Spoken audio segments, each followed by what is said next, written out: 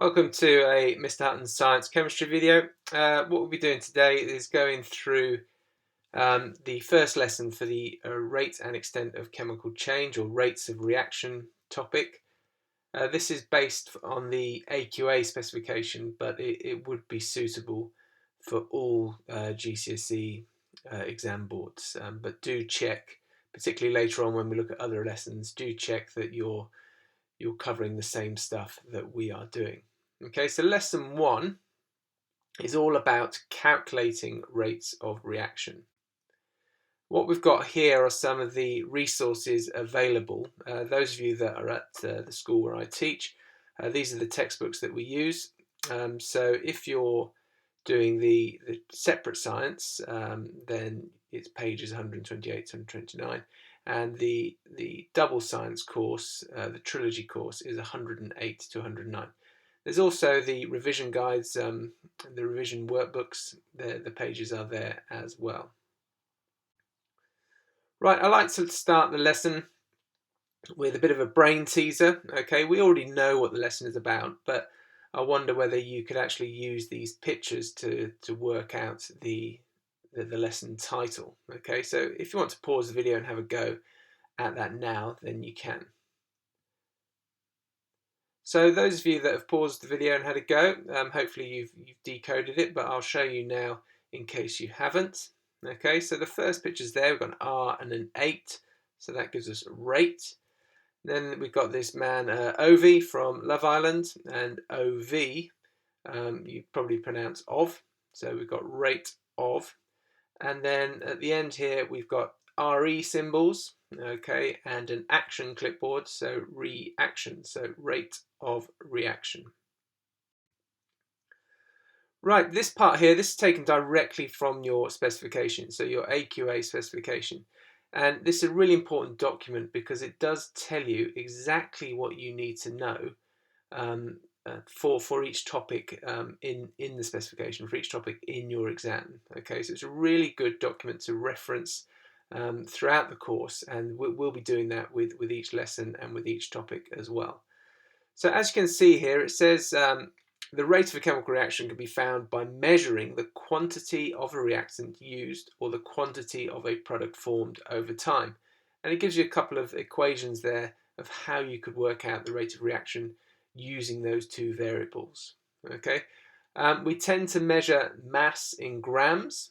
Okay, try and call it mass. Okay, lots of my students refer to it as amount. All right, so when we're talking about a solid, let's talk about mass. And when we're talking about a liquid or a gas, we talk about volume. Okay, so let's avoid using the word amount and use the terms mass and volume. Okay, so mass we tend to measure in grams, and volume we measure in centimeters cubed.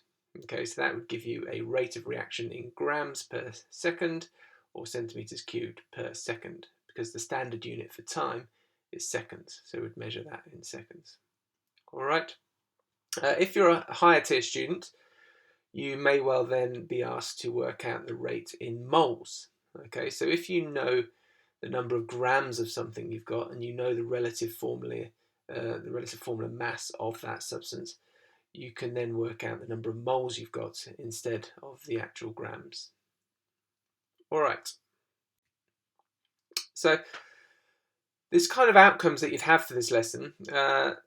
At the top there of the table, so if you're targeting grade 4, you should be able to recall a definition for rate of reaction. Okay, so that was when we were talking about the amount of reactants used or the amount of product made over time. Okay, you need to be able to describe and follow a method to monitor rate of reaction. Okay, we'll have a look at a couple of those in a moment. And state the units for rate of reaction. Again, we've just briefly touched on that now. So we've got grams per second if it's a solid, and then the volume one is centimeters cubed per second for measuring gas and liquid. So targeting in grade 6, explain how there can be different units for measuring rate of reaction. So explain, all right, that means you have to give scientific reasons for your answer. Okay, so there needs to be some kind of this happens because statement. Okay. Write a word and balance symbol equation for the reactions that you'll study. Okay, there's only really one reaction we'll be looking at today, but we still need to be able to write a word and balance equation for that. Calculate the mean rate of reaction and calculate the rate of reaction at a specific given time. So the mean rate of reaction is for the overall reaction. Okay, so going from the very start to the very end, how much product was made or how much reactant was used in that period of time. Okay, the reaction at a specific point is when we have to find that time on the graph. So for example, if it said what's the rate of reaction at 30 seconds, you'd find 30 seconds on the graph and use a tangent line in order to calculate the gradient at that point. Okay, because the steepness or the gradient of the graph is your rate of reaction. But we'll look at that in more detail as we go on. So targeting an 8. So plot and use a graph to calculate the gradient to measure the initial rate of reaction. So that's what I was just talking about there with using tangents, etc. to calculate rate, to calculate the gradient. Justify a chosen method for a given reaction to monitor the rate of reaction. So for this one, you'll be given some information and you have to justify which method you use in order to calculate the rate of reaction. So for example, if it was going to produce a gas and you were going to measure the amount of gas that was produced over time, you'd need to select a suitable method and give reasons why you selected that one. Explain why there is more than one unit for rate of reaction. Again, that kind of links into what we've just said about which method you use in order to measure rate of reaction. Right, the PowerPoint's designed to be done at school with other students, but we can just think about these questions for now. So if you want to pause the video in a moment and just think about these questions before we move on. So think about an actual definition for rate of reaction. Okay, I have mentioned a couple of things already in the video, so you might come up with something there. And think about how you can actually measure the rate of reaction. So again, I've already said a couple of things, but we will look at that in more detail in a moment. And then also, will that rate of reaction be constant from the start of your reaction to the end? I mean, the obvious thing there is that it's probably not as straightforward as that. That's why we're asking the question. But can you explain why that might be? Okay, so pause the video and think about those.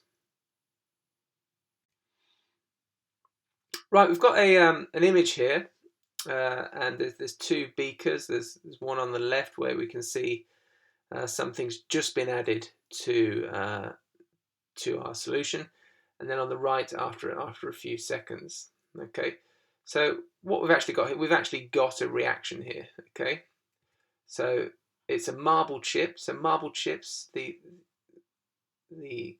scientific name for those is calcium carbonate. All right, so the calcium carbonate chips, which we've added to hydrochloric acid, which is HCl. So the calcium carbonate is CaCO3. We know it's CaCO3 because calcium is CO2 plus and our carbonate ion is CO3 2 minus. So the formula there would just be CaCO3. The hydrochloric acid, HCl. Okay, so how can we tell that there is a reaction taking place here? Yep, hopefully you've said you can see bubbles. Okay, so bubbles is a classic example of a reaction taking place. It's because there's a gas being produced. Whenever you see bubbles, there's a gas being produced. And if there's a gas being produced, there must be some kind of reaction going on. Okay, so what's being formed and what is being used up? Now, in very basic terms, our products are being formed and our reactants are being used up. Right, so we have reactants on the left-hand side of a reaction and products on the right. In terms of this reaction, where we've got calcium carbonate and hydrochloric acid, you've got to remember here, you've got to go back to the chemical changes side of the course and try and remember what happens when a carbonate reacts with an acid. So just pause the video now and try and find that out, or try and remember, Okay, give yourself a little moment just to go and find that out. Good, right. So I asked you a moment ago what is formed when a carbonate reacts with an acid, and hopefully you've found out that you get a salt, water, and carbon dioxide. Okay, so that's one of the equations that you do need to remember for this course. All right. So how could we measure the rate of reaction? Yeah. So we've got this scenario here with the beaker, gases being produced, but the gas that we're getting coming off is the carbon dioxide. How could we actually measure the rate of this reaction? So how could we measure how quickly that gas is being produced? Okay, so think about what extra apparatus we might need in order to do that. Just pause the video and have a go.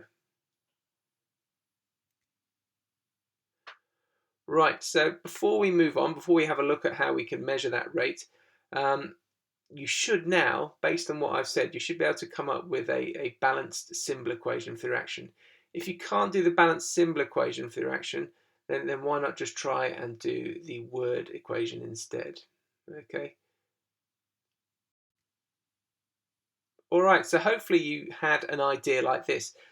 You will have seen something like this at school, where we put the bung on top of the conical flask, and then the gas that's being produced will travel through the delivery tube into the gas syringe. And as the gas builds up, it's going to push the syringe along, and we can measure how much gas we've got produced on the graduations on the side there. Okay. So what we're measuring here is the quantity of the product being formed, the amount, the volume. Let's not use that word amount. The volume of gas being produced. That's what we're measuring in that gas syringe. Okay. I've briefly just mentioned some apparatus there. Can you name 7 pieces of apparatus shown? So pause the video and see if you can name the 7 pieces of apparatus that are there. Right.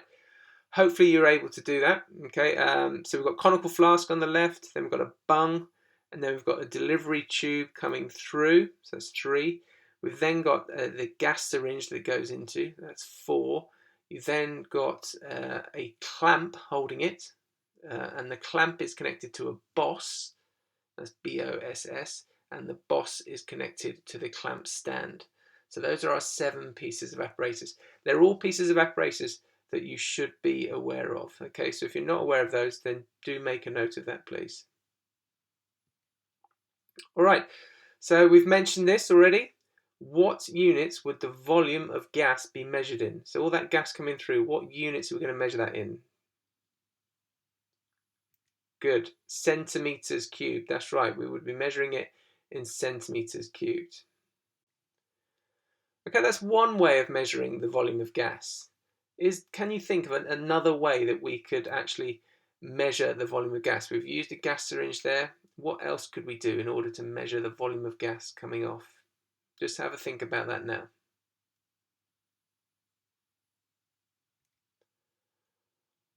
All right, hopefully you've come up with a suitable idea. This is the alternative method, okay? So it's the same thing. You're still measuring the volume of gas, but it's a different way of doing it, okay?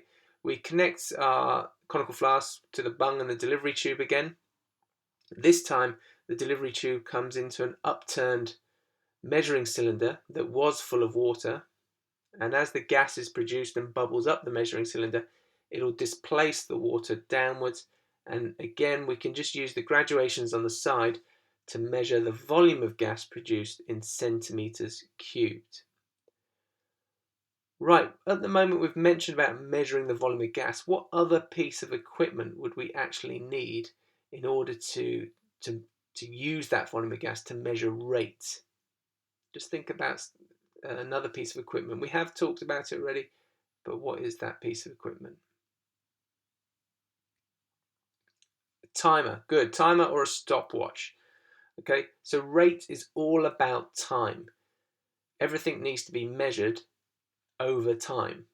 Okay, rate is all about time. So whenever we talk about rate, it's all about the number, the amount of reactions going on in a certain time. It's really important that you remember that. So we've measured the volume of gas of a product made. What other methods could we use to determine the rate of reaction? So there's two diagrams at the top there, both of them measuring the volume of gas produced. There's two other ways that we could measure the rate of reaction. So it'd all be over time again. So it'd all be done in a certain time. And the one on the left there, the time for the cross to disappear, that's when a precipitate forms. A precipitate is an insoluble solid that forms in a reaction between two solutions. Okay, so an insoluble solid that forms in a reaction between two solutions. In that diagram there, that's actually a reaction that you'll do when you come to do the required practical later in the course, and you actually measure the time it takes for that cross to disappear. So you'd be looking down on top of it, and as the precipitate forms, as that insoluble solid forms, the water, the solution becomes more cloudy, and eventually you can't see the cross, and that's when you stop the time. The other method there on the right hand side, that's for measuring decreasing mass. So you'd have the reaction going on a mass balance there, and as the gas is produced, it leaves the conical flask and exits out into the atmosphere. So that's just a bit of cotton wool that's on the top there, and the gas can go through that. And as the gas leaves, the mass of your reactants will decrease. So how would our rate graph look over time? You've got to think about this now. So with the reactions we were just looking at, the volume of gas being produced as the reaction went on, and then ultimately the reaction will stop. Okay, so we need to think about how the graph would look. So take a moment now just to think how that graph would look. Super, hopefully you've all came up with A, right? You might have come up with C. Okay, that's sometimes that is the confusion there. So the reason that it's A is, we'll look at that in a moment, but well, we'll look at it now. So A is the correct graph here, because as the reaction starts, okay, so at time 0, right, nothing's happened, so there's zero volume of gas being produced. And as the reaction goes on, the volume of gas being produced increases. Ultimately, as the reaction goes on, the reactants are getting used up. There's less and less of them. Okay, so there's less reaction going on, so the gas doesn't get produced as quickly, and it starts to tail off a bit. And then the reaction stops because the reactants run out. So the volume of gas that you had reaches a plateau. Okay, it flattens out. And so that's a typical rate of reaction graph there for volume of gas. Now then, from that graph, you guys need to be able to calculate the actual rate of reaction. So the first one we're going to look at is the mean rate of reaction. If you remember back to the start of the video, mean rate of reaction, I said, was basically from start to finish. Okay, how much was used, or how much volume was produced in a certain period of time from start to finish. All right, so what we do to calculate that is our quantity of product formed divided by time. So in this particular example, we've got volume in centimeters cubed divided by time, which would be in seconds. So the rate of reaction here we'll show you in a moment, but you need to work out what the total quantity was formed. So on this example, we've got 100 centimeters cubed, and the time it took was 60 seconds. All right, so 100 divided by 60 is 1.67 centimeters cubed per second. Now, just a caveat here, just so you know, sometimes in the exams they continue that the flat line at the top for some time. Now the reaction stops as soon as that line gets flat. Okay, so as soon as you've got a horizontal line, then that's where your reaction stops. So sometimes they trick you by keeping that line going for a long time, and many students will then take their time from where that line ends rather than where the line went flat. Okay, so that's an important thing to remember. So some of the other students, some of the higher working students, okay, working sort of a level 6, 7, you'd need to use a tangent to actually work out the rate at a specific point. So a question might ask you, what's the rate of reaction at 10 seconds or 20 seconds or 30 seconds, etc. And you need to be able to use a tangent to work that out. So here's what you do. The example we've got here is at 30 seconds. So we draw a tangent line at 30 seconds. So the tangent line is a straight line against the curve, where the curve deviates away from the line in a similar fashion either side. Okay, so you want it to just be resting gently against that curve. Once you've got your tangent line, you draw a right-angled triangle, all right, and you calculate the gradient. I'll show you how to do that in a moment. The triangle you draw, the bigger it is, the better, really. Okay, it's easier to work out. My triangle has gone above the line. Your triangle could come down the other way, okay, onto the right-hand side. I've gone up and left, but your triangle could come from the tangent down and right. It doesn't matter. The size of it would still be the same, and so your values for the x and y axis would still be the same. All right, so we then need to measure what A and B are. It's really important here that you use the values from your axis. Okay, you don't just count the number of boxes and then the number of boxes across, because your axes, the scale on your axes for volume and time, are more than likely going to be different. Okay, so you must use the values of A and B based on the scale of each axis. Okay, so in the example here, A has a value of 60 because it goes from 60 to 120, and B has a value of 40 because it's going from roughly 8 to 48, I think. Okay, so once we've got those values, the gradient is calculated by the change in y over the change in x.